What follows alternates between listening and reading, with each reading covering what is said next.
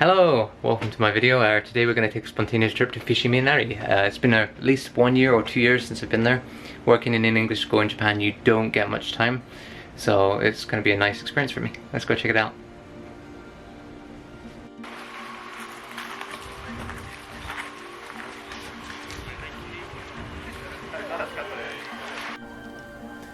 Fushimi Inari Taisha is nestled in 233 meters above sea level in South Kyoto. The main adorning feature of Fushimi Inari is the hundreds upon hundreds of red torii gates that straddle the paths and walkways leading up to the mountain. The bright color red of the tories symbolizes vitality and protection against evil, and this is a place that you must see if you ever visit Japan.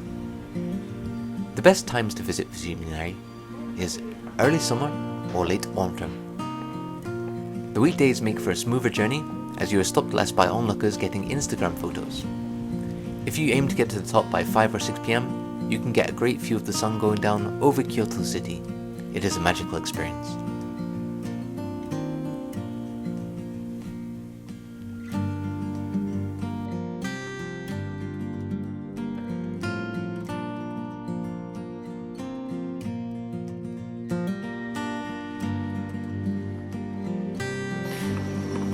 So here I am, halfway up Fushimi Inari, taking my first break. It usually only takes about 30 minutes to get to the top. However, due to filming around the area and being solo today as Yurina's at work, I've decided to stop and take a little break of the cheapest alcohol you can buy in Japan. Naragoshi.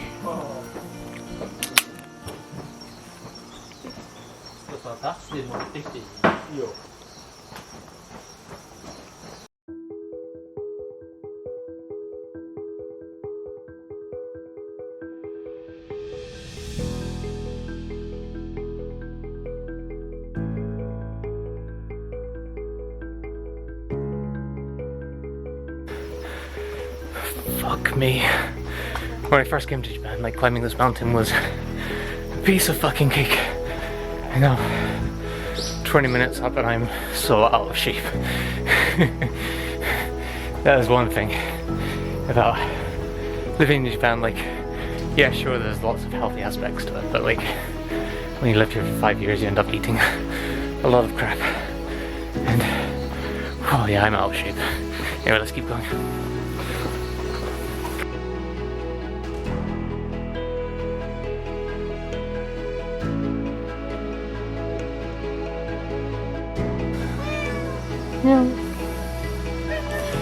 Hello, one.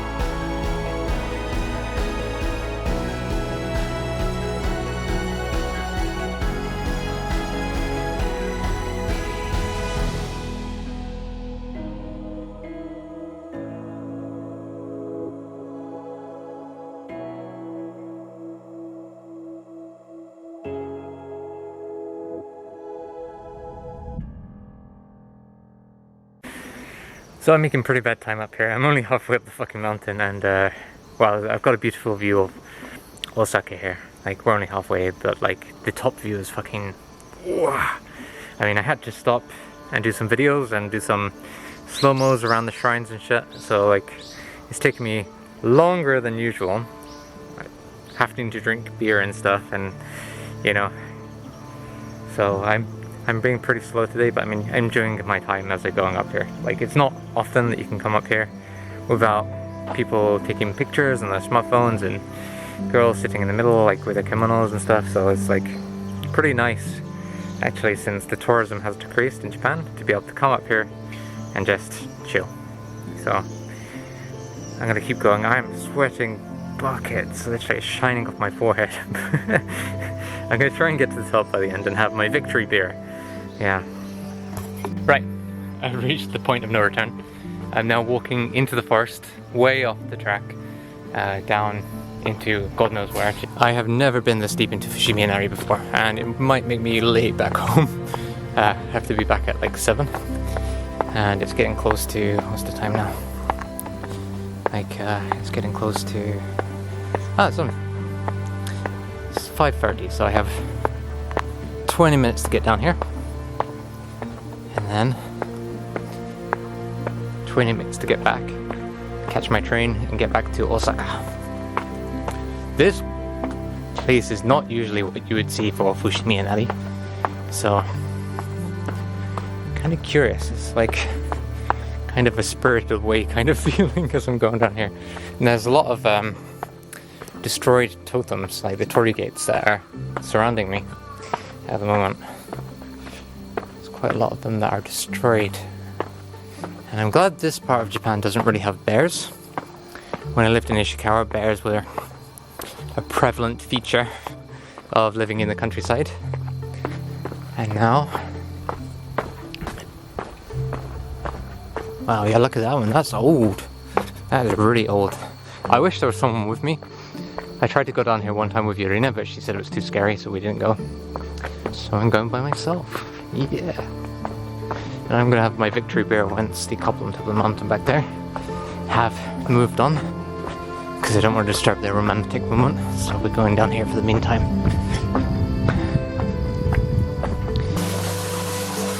Okay, this is definitely the first time I've been down here, so I've never seen any of this stuff before. I'm coming to Fushimi Inari, and there's like a free bell shrine, and I've never seen that at all. Like, usually you have one bell, and you ring the bell, put your money in, clap, but here we have free. I really want to take Yurina here one day, and yeah, I think she'd love it. She likes going to all the shrines around Japan and praying to them, so I think that would be fun. That's beautiful. So I've gone off the path quite a bit, and I've ended up at this really old shrine. And that's something I can really recommend to do. When you come to Japan, usually you kind of get stuck on this path where you're being led around, or you're being led to the designated zones of where they want money the most, where people are advertising the most. But it's really important when you come to Japan to experience all of it and just go off the path and start looking around beautiful places. Obviously don't go somewhere which could get you in trouble, but when you go to touristy areas, have a look for other things and just really have a look around, because you might find something really amazing. Like, this place is absolutely stunning and beautiful, and I've never seen a shrine quite so like unique and old, like with the free bells here in the background. And I really cannot stress it so much that you should find your freedom when you come to Japan, and don't just get stuck on what like Google says is the best place in Japan, and just find what you like the most. So let's continue looking around, and I hope I can get back for my last train before dinner tonight. So I've got to go cook dinner for the lady. So let's keep going. I've got 10 minutes to go a bit further into the forest, so that's what I'm going to do.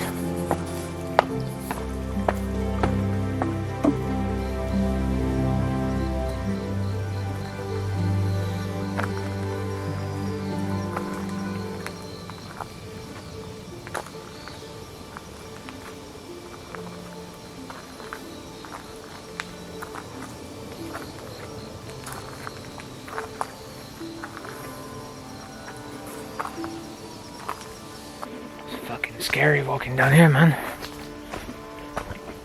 Like, I have seen a couple of humans, a couple of school kids.